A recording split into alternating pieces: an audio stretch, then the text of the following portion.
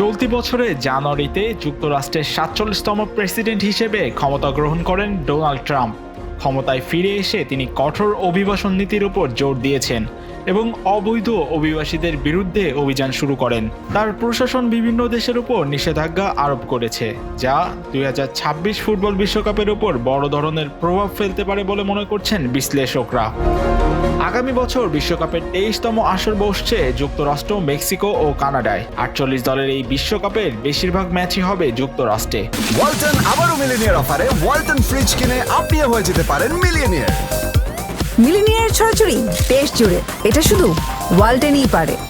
তবে ট্রাম্প সরকারের নিষেধাজ্ঞার তালিকায় থাকা দেশগুলোর ফুটবল দলদের জন্য সমস্যা হতে পারে বলে মনে করছেন অনেকেই। ট্রাম্পের লাল তালিকাভুক্ত ১১ দেশের মধ্যে একটি হলো ইরান, যারা এরই মধ্যে বিশ্বকাপে খেলার যোগ্যতা অর্জন করেছে। মঙ্গলবার নিজেদের মাঠ আজাদি স্টেডিয়ামে বাছাই পর্বের ম্যাচে উজবেকিস্তানের সঙ্গে ২-২ গোলে ড্র করে এশিয়ান অঞ্চলের দ্বিতীয় দল হিসেবে বিশ্বকাপের মূল পর্বে জায়গা করে নেয় ইরান।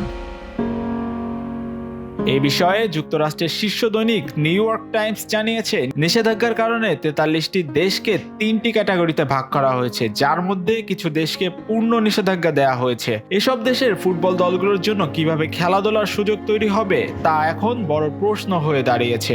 বিশ্বকাপের যৌথ আয়োজক হিসেবে মেক্সিকো ও কানাডা থাকায় এই লাল তালিকাভুক্ত দেশগুলোর গ্রুপ পর্বের ম্যাচ অন্য দুই দেশে আয়োজন করা হতে পারে বলে জানান সংশ্লিষ্টরা। পাশাপাশি মার্কিন সরকার ইরান ও ভেনেজুয়েলার মতো দেশগুলোর জন্য বিশেষ ব্যবস্থা নিতে পারে বলে মনে করছেন অনেকেই।